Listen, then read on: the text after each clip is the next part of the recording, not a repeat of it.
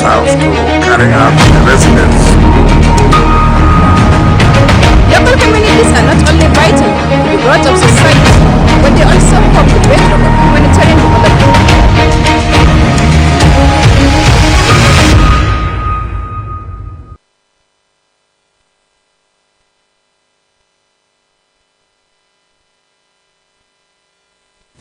Hello and welcome to this special edition of Nigeria's 65th Independence Anniversary celebration on The Reporter. Don't forget, The Reporter is a news and current affairs program that goes beyond the headlines, bringing reporters from the field to give first-hand accounts and in-depth analysis of unfolding issues, correspondence perspective, ensuring balanced, credible, and comprehensive storytelling.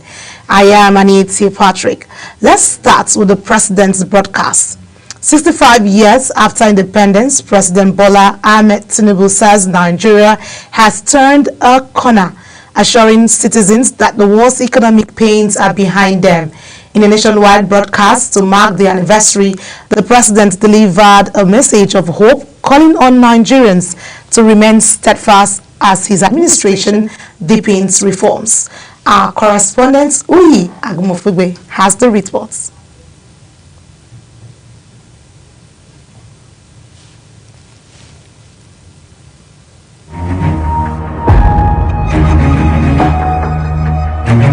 Be mindful of how we use social media. It's not just about the platforms themselves.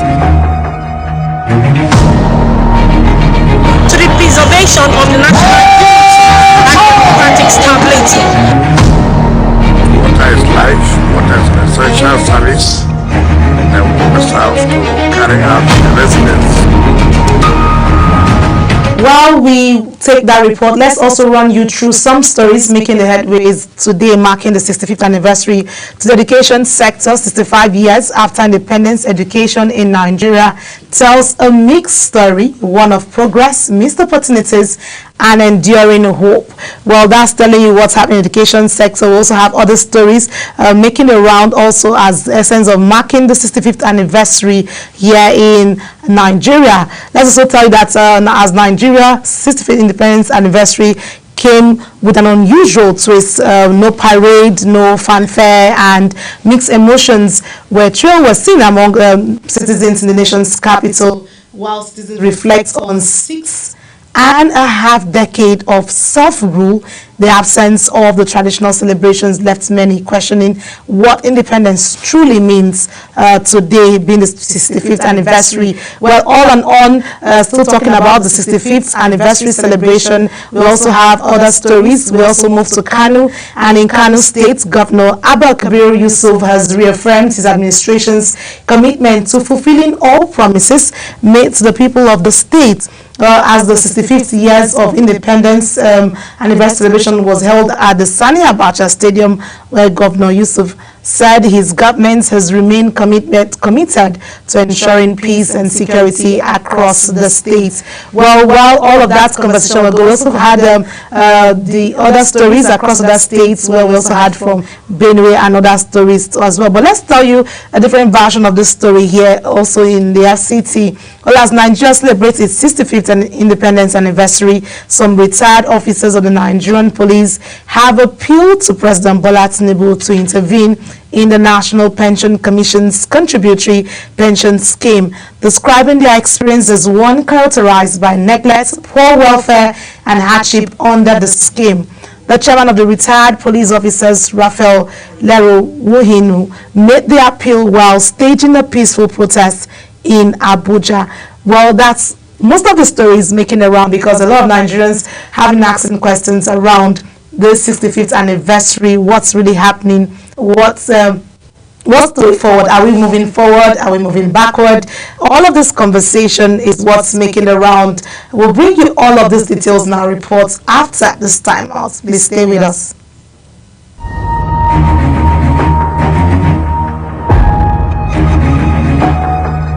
Be mindful of how we use social media. It's not just about the platforms themselves.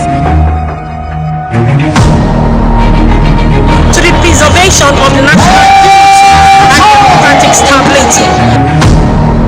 Water is life, water is an essential service, missiles to carry out residence. Local communities are not only vital to the growth of society, but they also form the bedrock of humanitarian development.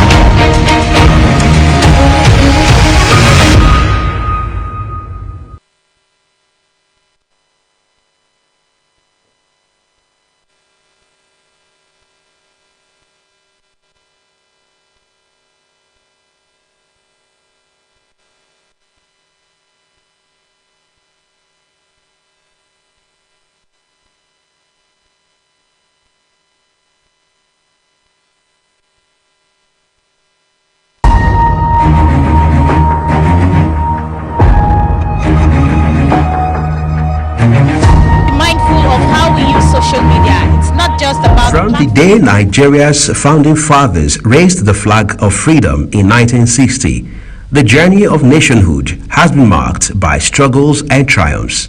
In his third independence anniversary speech since taking office, President Bola Tinubu acknowledged those challenges, but insisted that Nigeria is now on a path of renewal. Our macroeconomic progress has proven that our sacrifices have not been in vain. Together, we are laying a new foundation cast in concrete, not on quicksand. The president highlighted progress under his administration, from ending fuel subsidies and stabilizing the naira to growing non-oil revenues and expanding transport and energy infrastructure. He pointed to rising GDP growth, falling inflation, and stronger foreign reserves as evidence that economic reforms are yielding results. We must all turn on the taps of productivity, innovation, and enterprise, just like the Ministry of Interior has done with our travel passports, by quickening the processing. In this regard, I urge the subnational entities to join us in nation building. Let us be a nation of producers, not just consumers. On security, Tinubu praised the sacrifices of the armed forces, saying peace has returned to many communities once under the threat of insurgency and banditry. He also reassured young people of continued investment in education, digital innovation, and credit programs designed to give them wings to fly. As Nigeria marks 65 years of independence, President Tinubu's message is one of hope and shared responsibility, urging citizens to produce, innovate, and believe in the boundless promise of their country. The president closed his address with a call for unity, declaring that with God on Nigeria's side, the dawn of a new prosperous nation is here. Uyi Agumofwegbe, reporting for Global TV News. Well, there you have it, the president speaking to Nigerians and telling us there's hope. But I have my correspondent here in the studio, Uyi Agumofwegbe, who will tell us more in particular to this conversation, because there's a whole lot happening. I went around the city center here and I saw the town quite dry. Uyi, it's good to have you. My pleasure, always to meet you. Well, I went around the city today and I just wanted to feel the people's pulse and know how it's faring. But let's come to you personally at this time of this. How have the recent economic reforms, let's look at that of the fuel subsidy, let's look at the FX, unification, and the removal of the subsidy, like I mentioned, basically. How has it affected you personally in terms of your daily life? It's been like, as I say, my mom has a term for that, tug of war, right?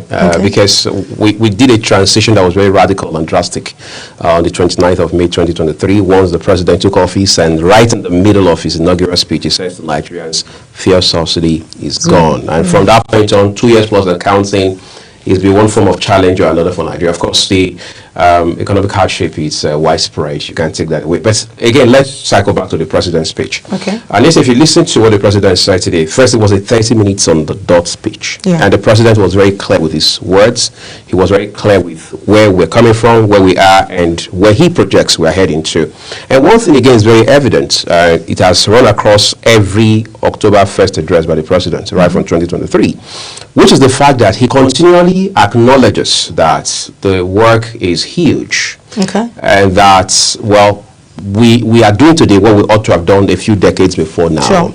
And then again, he also doesn't fail to use the opportunity to remind Nigerians that he asked for the job and he doesn't deserve to be pitied. So he's but away not- from all of that, let's quickly jump on the issue of reforms and the Yes. impact they're having. All right, reforms have what experts might call incubation period. All right, which means that it's not 2 minute instant noodle. All right, so it's going to have a point. I mean, has to incubate, has to.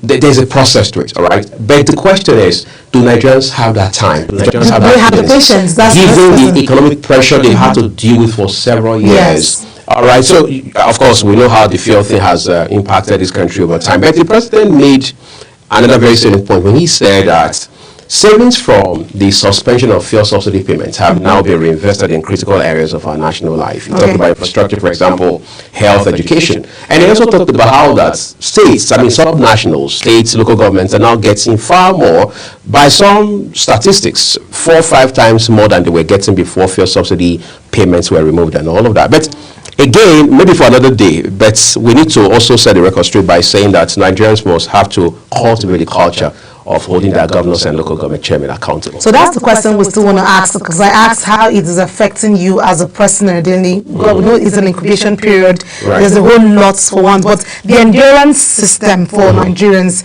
But let me come to this and ask you, do you agree with the president that the worst is over for Nigeria's economy right now? With what the citizens are going through? You see, there's a bit of divergence in that regard, Anita, I must tell you. Because, okay, if you ask me for my opinion, for example, maybe because I understand basically, I mean, the rudiments of how these things work. So I know that there's light at the end of the tunnel, as they say. But that's because probably I am sure that there's dinner for me tonight, and all else for those that don't have the there's dinner. breakfast for me tomorrow. Exactly. But how about those who don't have the means for all of that? So it's going to be a different kettle of fish altogether for them. But when you aggregate the reality, all of the issues together, what it does mean is that we're not out of the woods yet. So the president, let's be clear with the context. The president is obviously not saying that we're done and dusted, we can now throw a party. No, he's only saying that it can't get any worse than this. That's the perspective, because, I mean, my colleagues and I took out time to listen very intently to the speech this morning.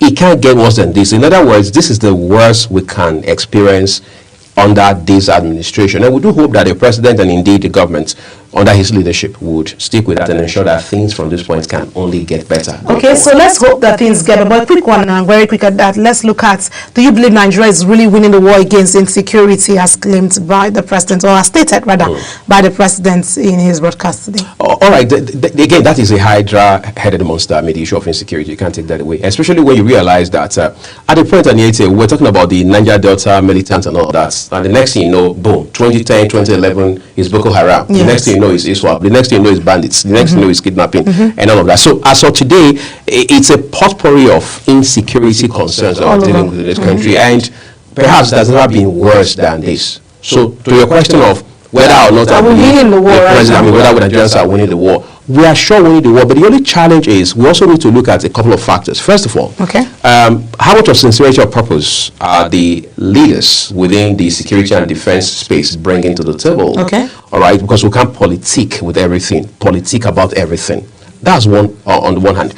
On the other hand, how much is the media playing their role effectively?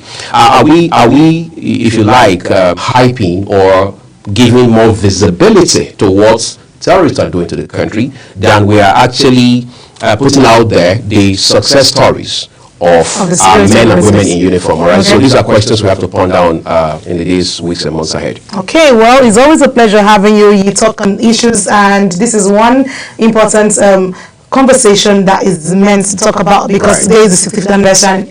I'll say happy 65th anniversary to you. Happy Independence Day. Thank you so much, Uyi. Well, that's it. Uyi has just given us a breakdown to all of the conversation around the president's broadcast. But let's take it away from that and go to the education sector.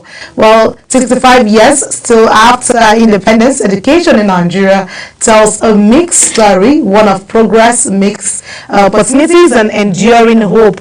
Global Television's Priscilla Obasi now examines lessons through the past years and how they can reshape the future of education in Nigeria. Over the decades, Nigeria has moved from colonial-era schools that trained civil servants to mass education drives aimed at expanding access for all children. The creation of WAEC, JAM, and NECO gave structures to examinations, while the Universal Basic Education Policy promised every child 9 years of free schooling. Yet, with over 10 million out-of-school children, underfunded schools, and repeated strikes, challenges remain as glaring as ever. I feel the quality of education in the public sector is poor because they don't have access to good infrastructure. The quality of teachers in the public sector is not as good. So I will encourage the government to pay more attention to the public sector. So the quality of education we are experiencing presently is as a result of the input that the government has made in the educational sector. And that's why about 2 or 3 years ago, statistics had it that over 75% of Nigerian graduates are unemployable. And why is that? Because they lack the requisite skills that is needed for them to be employed. The rise of technology, private schools, and international collaborations are opening new frontiers. Still, education insists Nigeria must learn from its uneven past if it hopes to prepare for a knowledge-driven future. The government needs to intervene in terms of funding because education is money. You cannot do education properly without money. When you go and recruit school dropouts, people who graduated secondary school and make them teachers, you cannot give what you don't have. So first of all, you need well-trained teachers, well-paid teachers to get the best. On this Independence Day, one message rings clear to government. Education is not just a social service, but the backbone of national development. The problems are not far-fetched from the fact that insecurity is ravaging the entire country. People are no longer interested in investing into education. Those who are in the system are running a loss already, and then people are not really being encouraged to actually venture into studying to a higher level. As Nigeria looks ahead, the call is for policies that go beyond promises, towards classrooms that truly prepare young people for life, work, and citizenship. Priscilla Obasi, Global Television News.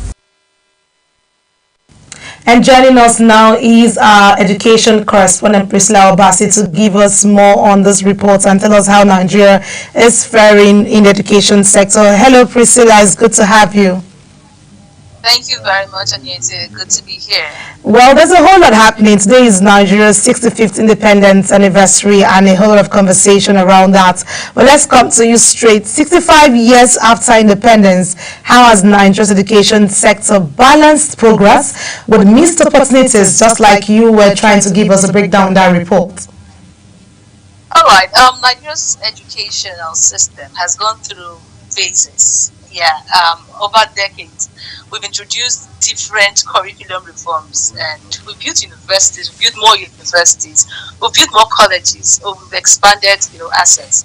But challenges of underfunding is still prominent in the system. We still have challenges with teacher shortages. We don't have qualified teachers. Leading in the whole, situation is just the problem of the low income that teachers are being paid. It's really a serious situation. And then we still have the problem of funding on, like we said, funding on teachers. And in the rural communities, in the rural environments, we don't have, technology. We don't have the right tools that our children need. One of the voices in this report pointed out to the fact that our rural communities are left behind. And this is very true. Policies they often sound good on paper and being introduced over and over again. But when you step into the average village schools, you still see children sitting under trees. You see children learning in a low facility, a poor facility. And this really has affected us largely as a nation. We have seen curriculum, we have seen reforms, updates. We still have issues with underemployment, unemployment. These things are still ravaging the education system, and I hope that as we have progressed in years, in numbers, I hope that it really reflects. We hope for the best as we even clock 65 years. We are still optimistic. Our hopes will not go down. We'll keep praying, we'll keep hoping. But our government needs to do a lot in the education system, and long and short of it all. All right, thank you so much, Priscilla. Well, while we pray, we also, just like you said, call for action for the narrative to change and more coming, because I was asking what lessons from the past can we help reshape the future of education, but that's something you've also tuned into the conversation. So I want to say thank you so much, Priscilla, for being a part of the program. Thank you so much for having me. All right, so there you have it, Priscilla, giving us that breakdown to how we can do better and also improve the much needed conversation around that. But let's quickly tell you the feel, because I said I moved around the FCT to see what's happening around. Well, Nigeria's 65th independence anniversary came with an unusual twist: no parade, no fanfare, and mixed emotions in the nation's capital, while citizens reflect on 6.5 decades of self-rule. The absence of traditional celebrations left many questioning what independence truly means today. By Global Television's Zarau Nasir reports on that.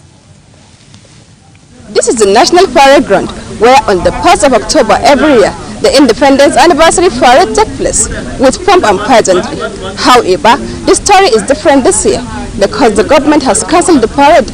Let's hear what the people say with such matter. Some citizens say there's little to celebrate given the challenges in governance, economy, and electoral reforms. Others, however, insist that the parade should have held, describing it as the highlight of Independence Day celebration. This is independence. When we are young, we are celebrating the independence. That is 70s, 80s. I finished my secondary school in 1984.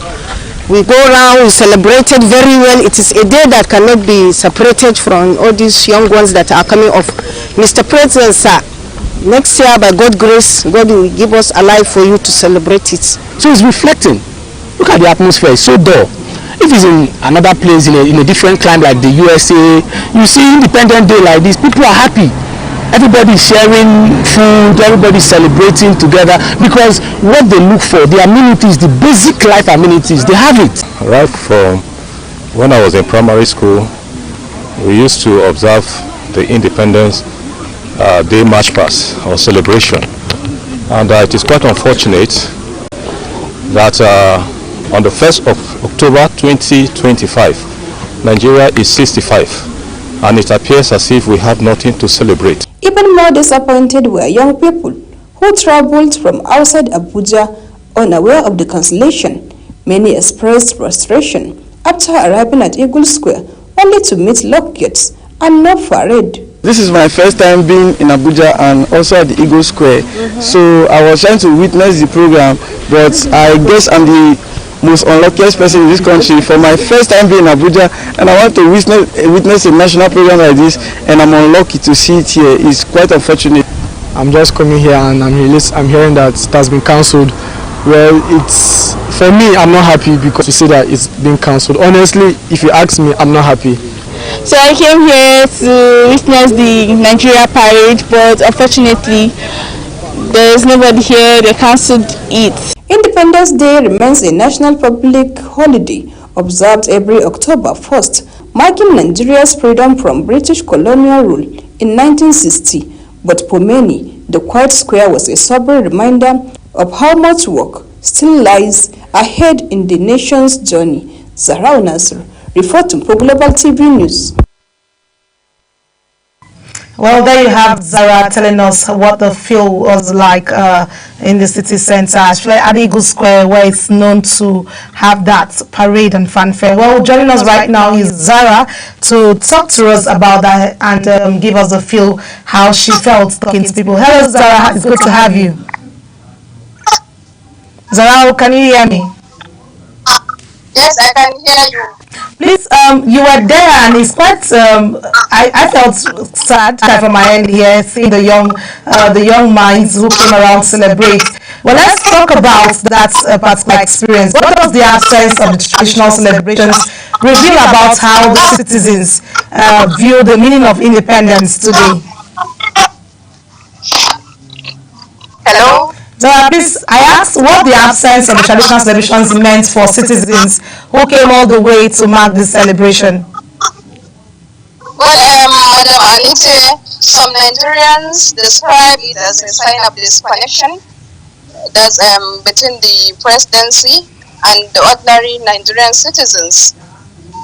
And some youths that we even met at the Eagle Square, we met some youths that were dressed in green and white. They were not even aware of the announcement of the cancellation of the parade.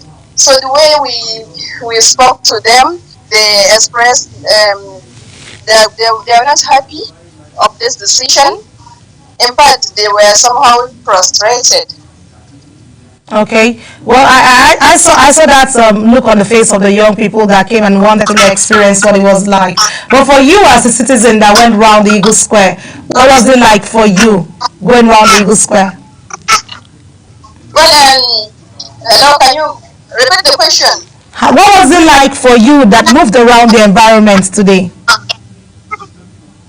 Yes, Madam Anite, we move around the environment, me and my cameraman. Well, the place was so dry, not like the way it used to be. Even though we met some Nigerians there that were just maybe like stranded. So, well, I feel like it's somehow not the usual thing that is supposed to be, honestly speaking. So, all right, Zara. Thank you so much for that wonderful report. Thank you for being out on the street to speak to Nigerians for us to know what it feels like. We look to having more conversation with you. So that's telling you what's happening. But like I mentioned earlier, there's a whole lot happening. Even though in Kano we had the government reaffirming a lot of mindset and promises to the people, saying it will get better. This is just 65th anniversary, and they had a bit of something to demonstrate all of that. But also away from that, we also had some retired officers of the Nigerian police who made an appeal to President Bola Ahmed to intervene in the National Pension Commission's contributory pension from scheme, describing their experience as one characterized by neglect, poor welfare, and hardship under the scheme. Well, we would have loved to take that feel from our reporter. My director is telling me we're totally out of time and we cannot have that conversation. But we'll look at all of this and look at where Nigeria should be looking at in the next year when they look at celebrations to mark anniversary. Would the narrative change? Would there be an opportunity for a more elaborate celebration to mark the anniversary? Because Nigerians were really hoping that the 65th would be different. But the president has said there's light at the end of the tunnel. So let's keep fingers crossed and hope that the narrative changes. Well, this is where we draw the curtain on the program. The reporter, we told you it was a special edition. We want to say thank you for being a part of the program. Well, don't forget that Global Television is on DSTV channel 365 and on Star Times channel 276. To remember to stay connected to us, kindly follow us across all our social media platforms at Global TV NG. Until the next time when we come your way, I am Anite Patrick. Bye for now.